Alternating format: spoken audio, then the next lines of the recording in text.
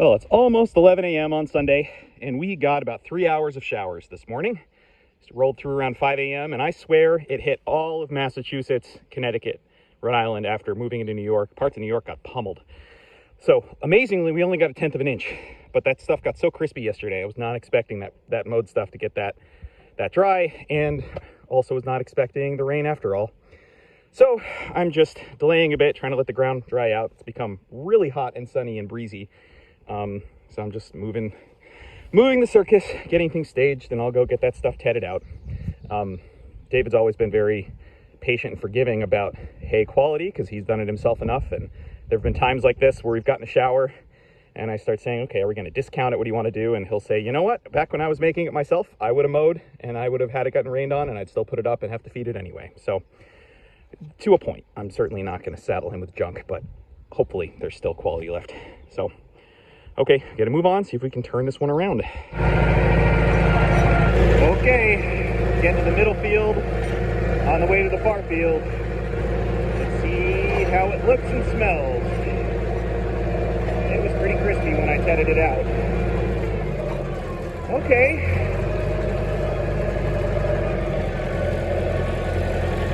Huh. Okay, it regreened a bit. That's what I wanted to see. We'll see by the time it dries out if it ends up looking bleached, but I was worried it was going to look yellow. Okay, I think I've seen worse from rain. It's definitely wet, but it doesn't really have that rained on hay smell. It's going to take some extra work.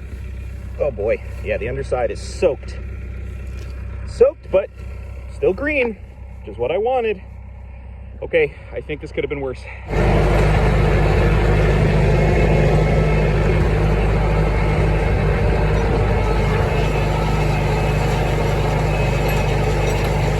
Getting a little more of the rained on hay smell in this field, but still really happy with how much green is coming back up.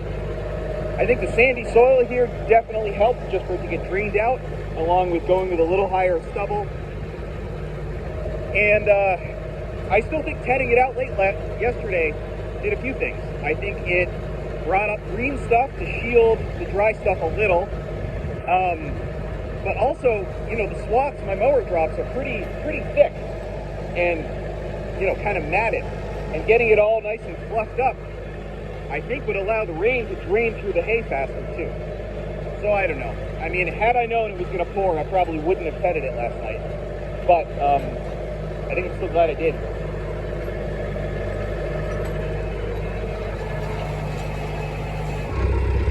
Okay, this is not an issue yet, but what I'm discovering is, especially the roadway to get down to that far field, they made it a lot wider to accommodate the newer tedder and newer rake, which is great. But there's berms on either side of the road that these tines catch no matter how I angle them. And as it was going by, the tines catch the berm and make the tedder spin backwards, which is not great. But even worse than that is having it attached to the PTO brake as I'm doing that, which would be both bad for the tractor and putting a lot more resistance on the tedder trying to turn against that. So I'm going to try this. Just when I go up and down that roadway, disconnect the PTO, rest it on this, and then when I go to TED, get that strap the heck away from there, drop the arms, and reattach it. It's interesting how much more of this field dried. This is the one I mowed, and then I went back and re-raked the other field, and then came back and mowed the other two. There's a lot more weeds along this edge, so that's maintaining some green to it. The rest, yeah, it got a little bit bleached, but there's actually still some decent green color in there. I keep comparing this to like what my last batch of first cut's gonna look like whenever I manage to get that done. I still think this is better quality than that will be. Well, I'm lucky I have a spare tire on a rim that fit the two metal wagons. This back right one is totally soft. I don't know what PSI it's at, but I'm gonna swap it out. Well, getting the circus moved closer and closer. But they keep proudly saying it's sunny, and it is a dense cloud deck with super soupy humid weather, tiny bit of a breeze. But radar's clear and the hourly chance is still clear. So it's been about 3.5 hours since I tedded the farthest field, 2.5 since that one. I'm going to ted in reverse order because that's where I left the tedder, but I'm going to flip everything up again. Oh my gosh, it is soupy. And they're said sunny today, which again, this will all be fine. I'm not planning on baling this until 2 days from now, but if that baling day is promised sun and does this with humid plus the river, it's a real disaster. So, hoping not.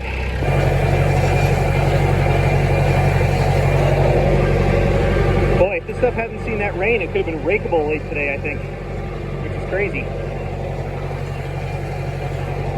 But you know, as much as I'm complaining about the lack of sun, I think it's actually providing two benefits. One is it's keeping energy from building to hopefully tamp down any later day thunderstorm risks, which thankfully nobody's talking about, but I know better than to count that as a sure thing. And the other thing too is to dry off the rain-soaked hay with wind rather than sun. I've always heard, and I think it makes sense, that a lot of the rain degradation of hay isn't just the rain, it's also the sun coming out and essentially boiling as the rain evaporates. I don't know how true that is, but it seems to hold up. And so without as much sun today and just more wind and allowing the stuff to dry out, I think it's keeping more color in it. Hard to say. They've got such clever stuff. That's a real mower that is specifically designed to be horsepowered, so they can keep all the roadways and everything mowed nice and short. Pretty cool. Well, I will say, love this baler, though I do. The one thing I cannot stand is the grease zerk on the knotter. Again, I only really know sure tie, so I don't know this compares to New Holland, John Deere, etc. But the part with the grease zerk only rotates 180 each knot. So it is a 50-50 shot whether that zerk is accessible to grease, because you can't get it when it's there. So I've greased those zerks at the beginning of the season. I was not able to get it the last time I greased the baler. So I thought I'd check, and I figured worst case scenario, I'd trip the knotter, but it just tied a knot. And this is going to be across the river doing like maybe 400 plus bales. So I have a little bit of time. I'm going to bust this bale open, feed it through, get some of that to move, and then trip the knotter just so I can grease it. All right, Monday morning. It is a muggy, humid day. We have a lot more clouds again than they were originally forecasting. But Monday, Tuesday, Wednesday, so 3-day stretch including today, is looking hopeful with just a chance of pop-up showers Wednesday afternoon, 20 to 30% chance. So I'm going to go snag the mower and go mow that field above the cemetery that is about 1.5 miles from here, and that field dries super fast and gets great morning sun. So if I'm going to risk something, it's going to be that. These fields are typically in the shade till about 11 as far as tedding, so I think I got time to sneak off, go do that, come back, ted this. We'll see. Yeah, here's a good example of the morning shade. It's about 9:30. This field's only half of the sun. That's what they all kind of do for these small across river fields. So that's why I try to do them on a 4-day stretch if I can help it, rain notwithstanding.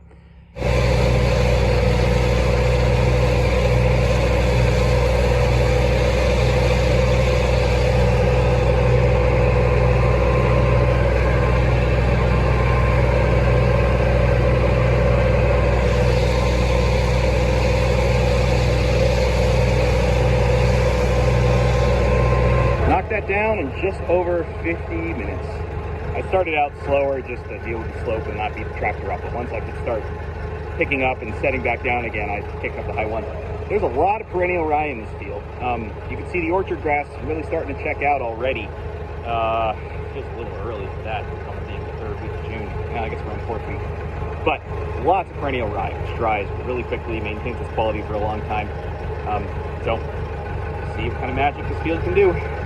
Usually the one that every time I look away and then look back, it's dried twice as much as I think.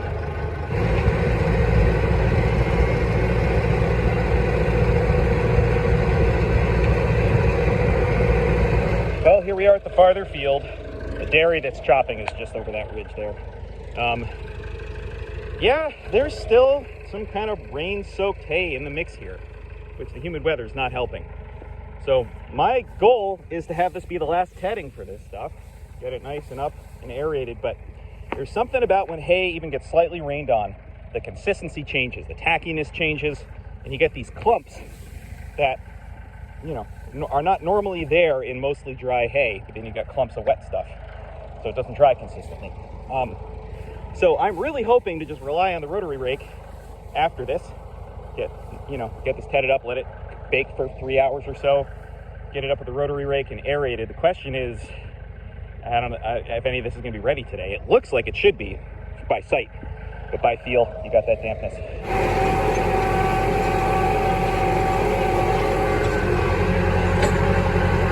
Now, normally on this hopeful final tetting, I would be in high range second gear, but just make sure I get all those wet clumps and really tease stuff apart. I'm still keeping the RPMs down to be gentle, but I'm doing high one again. It's such a pain to go all the way across, you know, over the river, through the woods, all these different fields, that I'd rather be thorough now and not need to leave the tether here and bring it back, especially ducking over the field at this mode. So I have the time, I'll do it. See if you can see the boys chopping up there. You can barely see the top of their windrows. I think that's like a 20-acre field. They've done it in a couple chunks. But for them to still be chopping late June, that just tells you what the year's been like. Wet. When the sun comes out, everything feels great. Then the sun ducks away. You feel the humidity again. That's west though. Clear skies, usually where it comes from.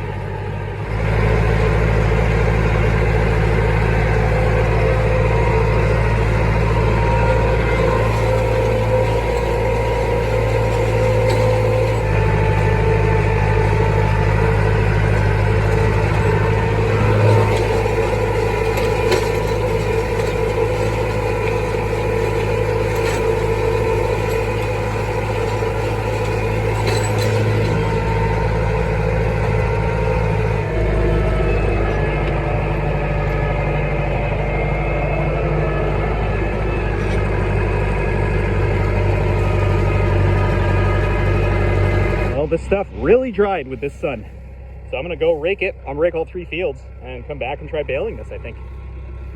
Cool.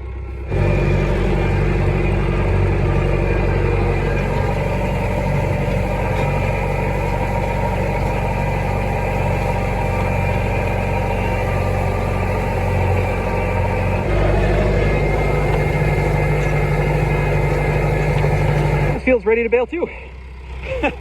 I'm gonna go rake the 3rd one. See if we can bale the 2 southern fields today.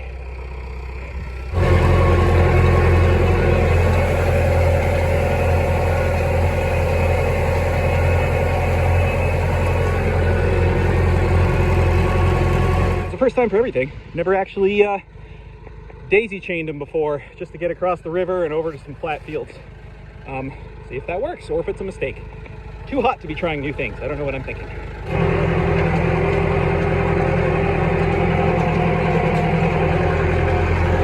On board.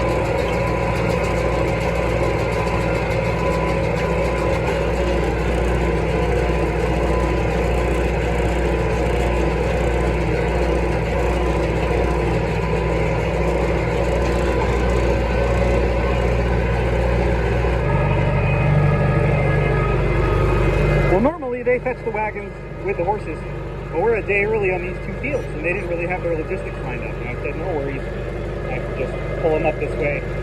They're going to take care of tarping the wagons and start unloading them tomorrow. But this feels great to get those 2 other fields done, even though the outside windrow of the farthest field, they call it far field, I got the wet clumpers in there, so I actually switched wagons because I had to bring that other wagon back anyway. So some like 24% from the shade line.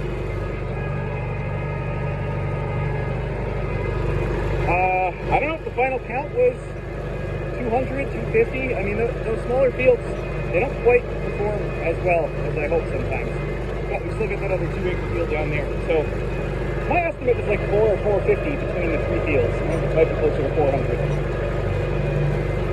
battery's going to die any moment, but here's their awesome barn with an amazing loft up above it, and their compost system. You know what they say, happier. Hi, Fred.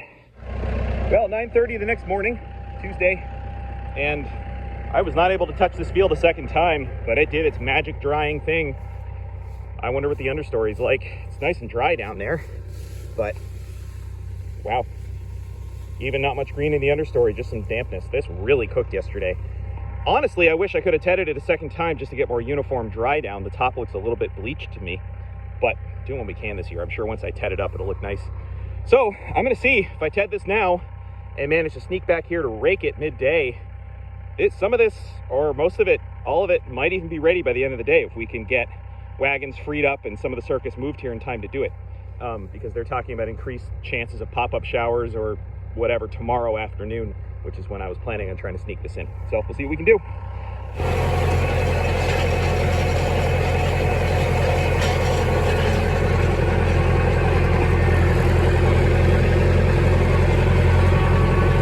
Okay, off to go fuel up this tractor, go move that other wagon at natural roots with those 6 outside edge bales, and then hopefully start re-raking the other field. What a hot day already. This stuff should bake.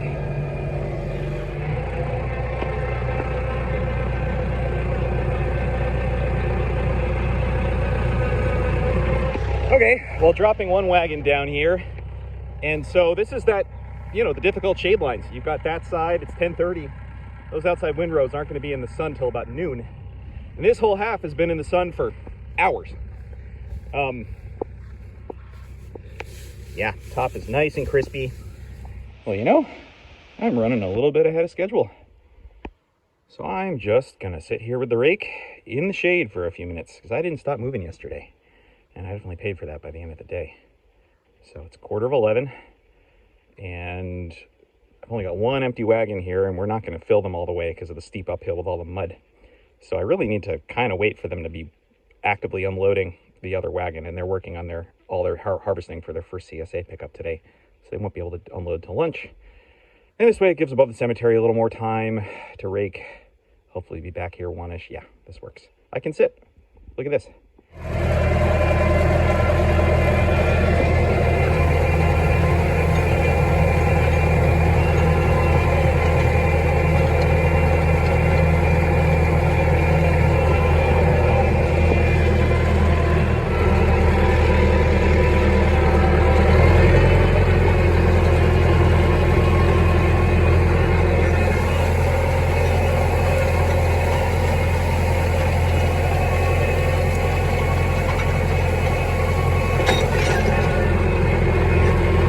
Say it every year, this field is magic.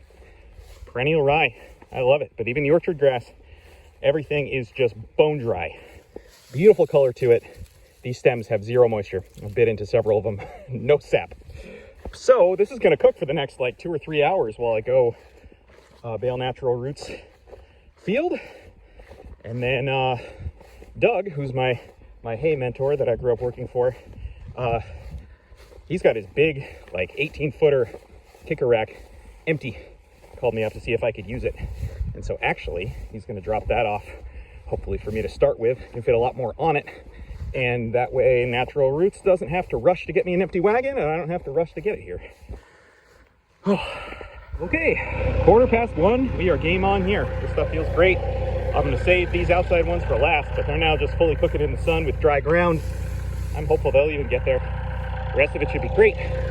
We're only going to fill these wagons about halfway because their barn is just up there, and that's such a steep entrance with a lot of mud, and they're using their teams, so it's too hot to get in a weird spot. Yeah, so we'll see. Maybe I'll do 2/3. I think I can fit everything here on 3 wagons that way, but we'll see what happens.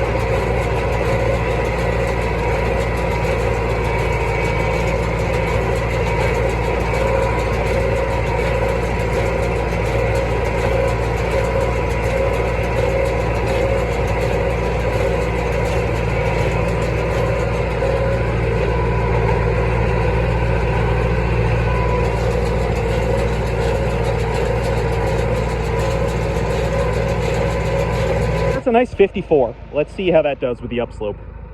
I'll just switch wagons.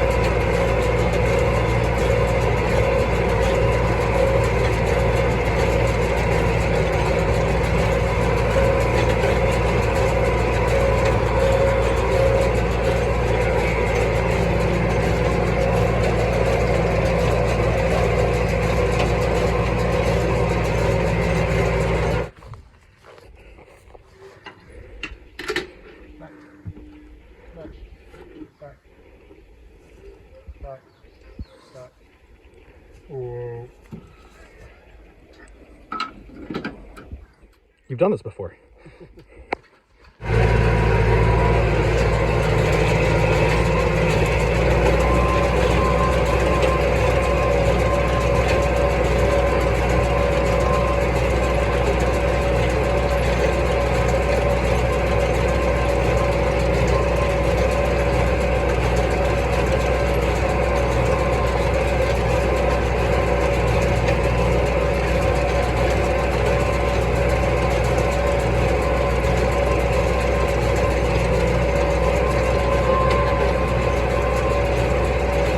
Okay, that's 153 for this field.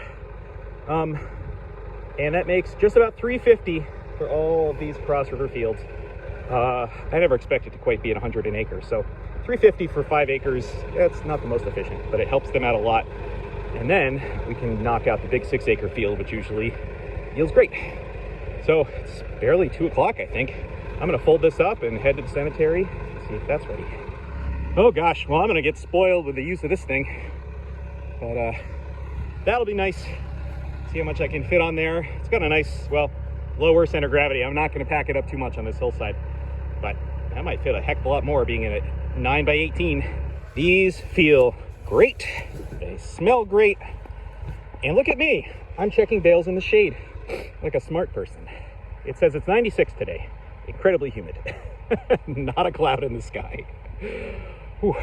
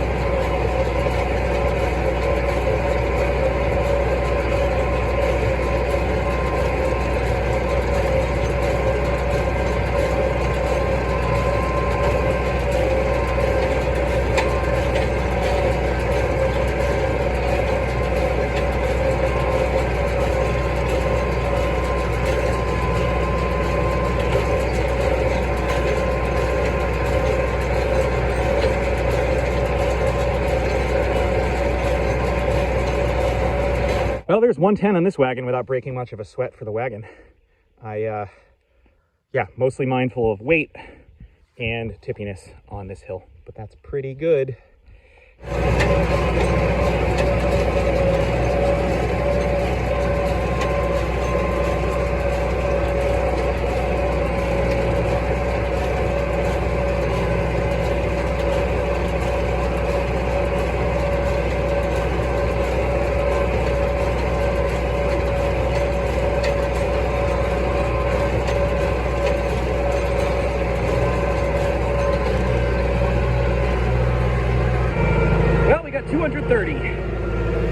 Went across big wagon and then 2 partials and an off wagon customer, and then the people next door take 165 from me for their loft.